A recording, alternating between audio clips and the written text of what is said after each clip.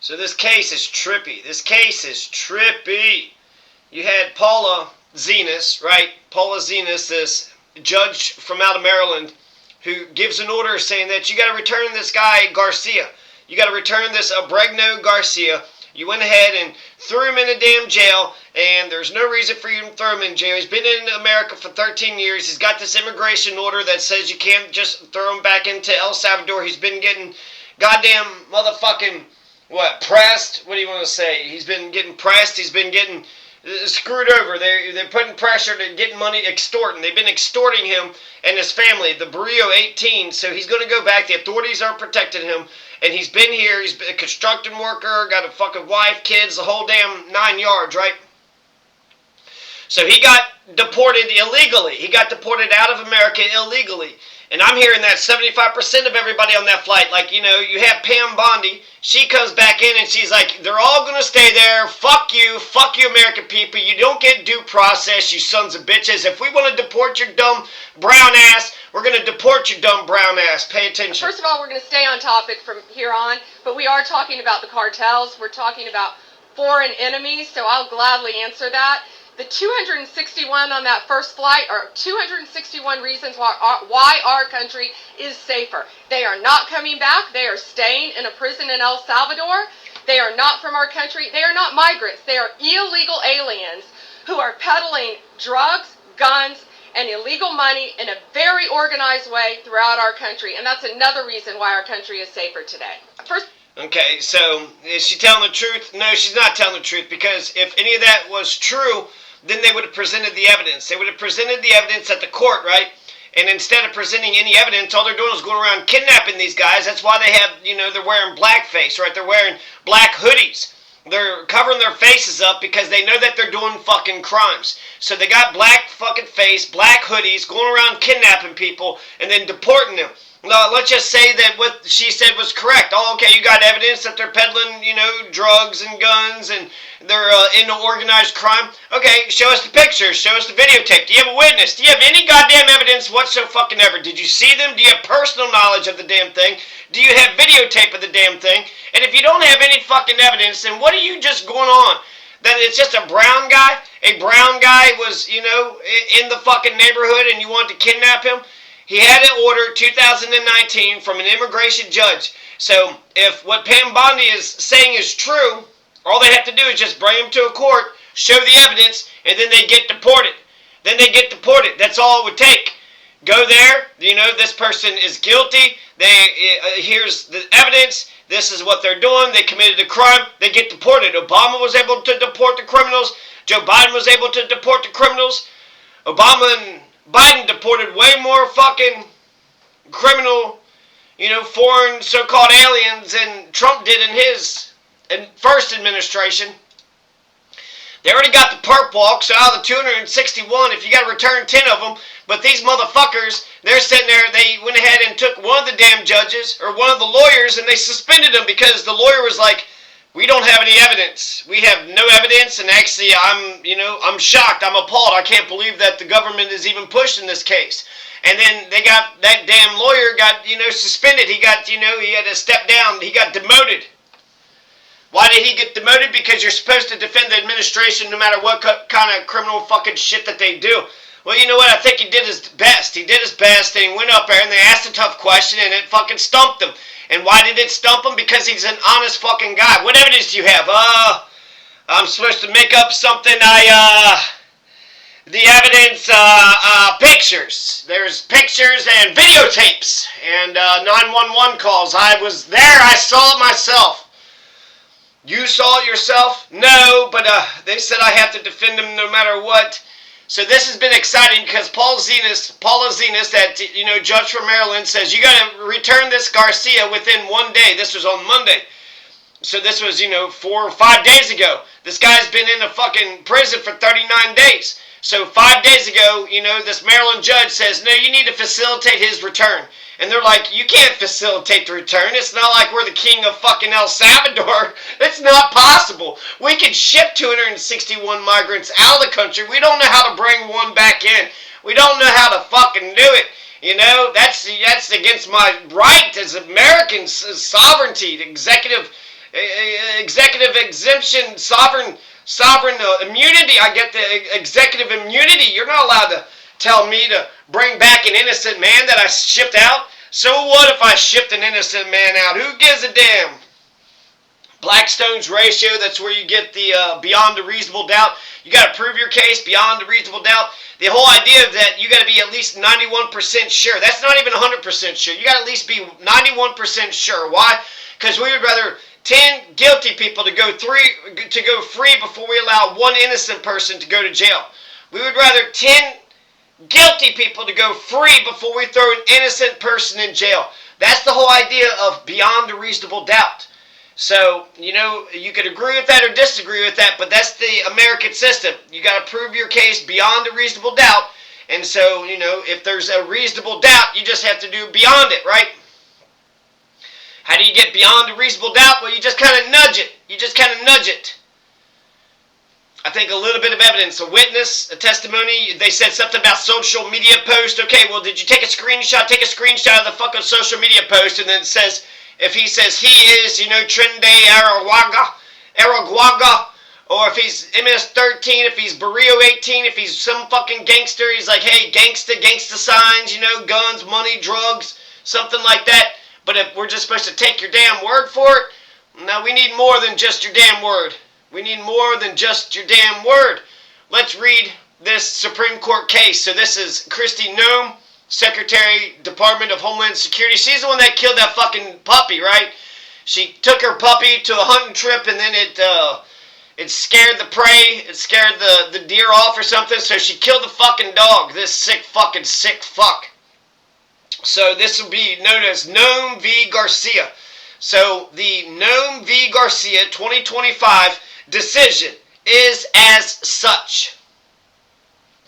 March 15th, 2025, the U.S. had removed Kilmar Armando Abrego Garcia from the United States to El Salvador, where he is currently detained in the Center for Terrorism Confinement, CECOT. The U.S. acknowledges that Abrego Garcia was subject to a withholding order forbidding his removal to El Salvador, and that the removal to El Salvador was therefore illegal.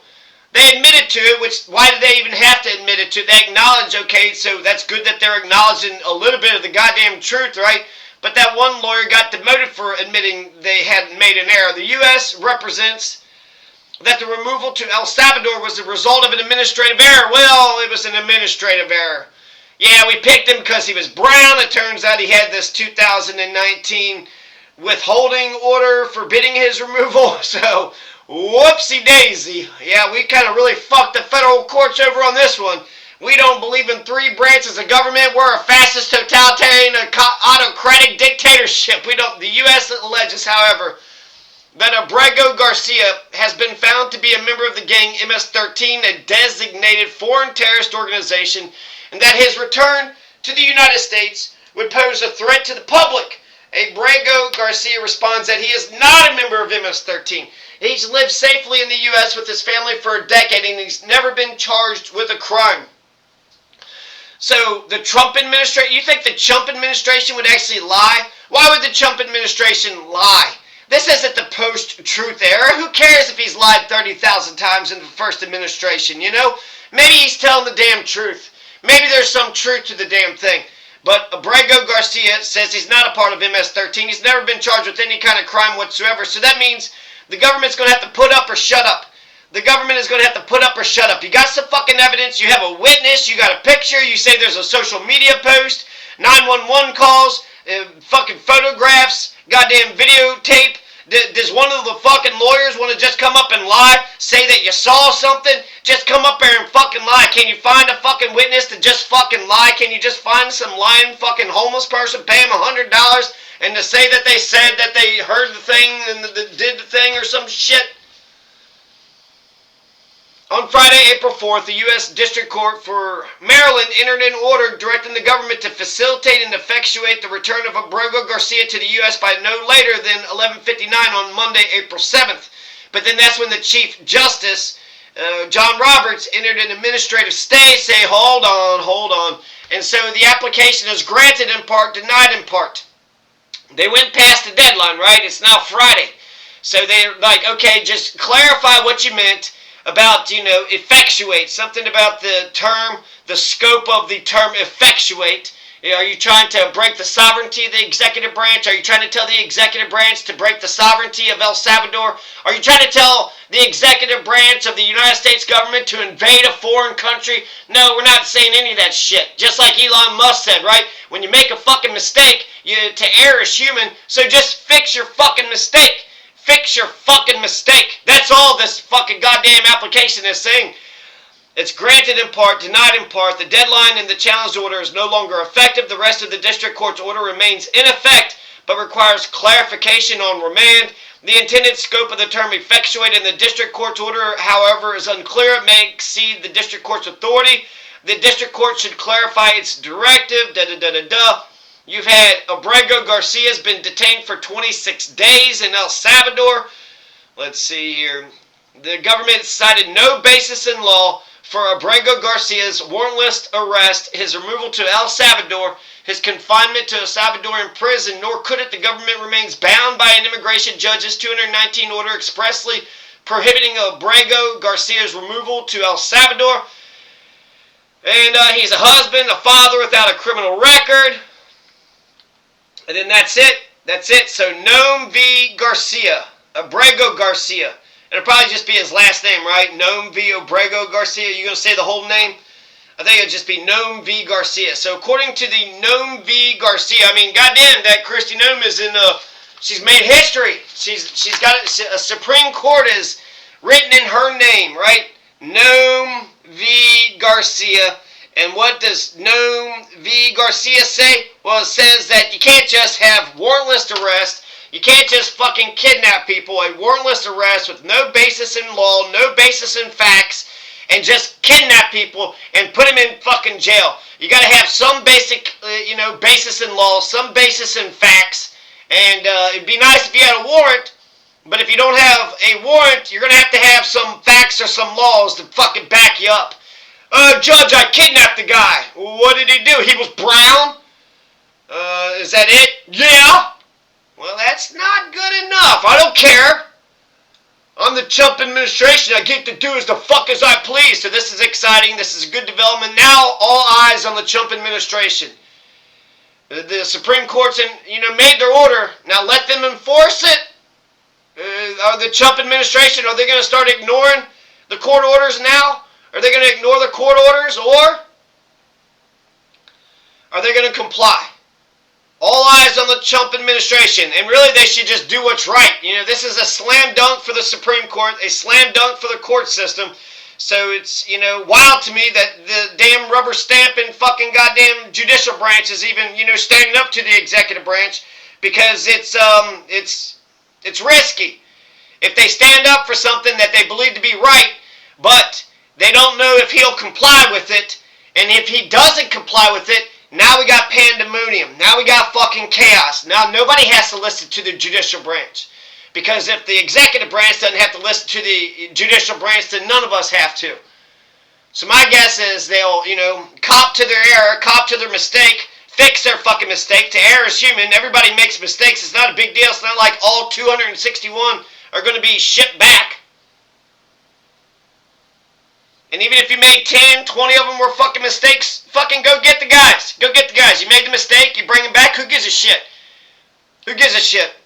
You guys still got 200 of the fucking bad guys. I'm sure there's good guys and bad. I heard there were 75 fucking people were innocent, though. 75% were innocent.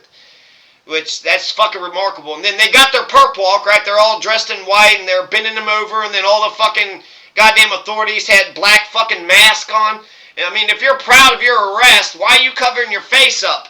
I mean, that fucking covering your face up shit just smacks like you're a fucking criminal organization. Are you afraid of the MS-13 fucks?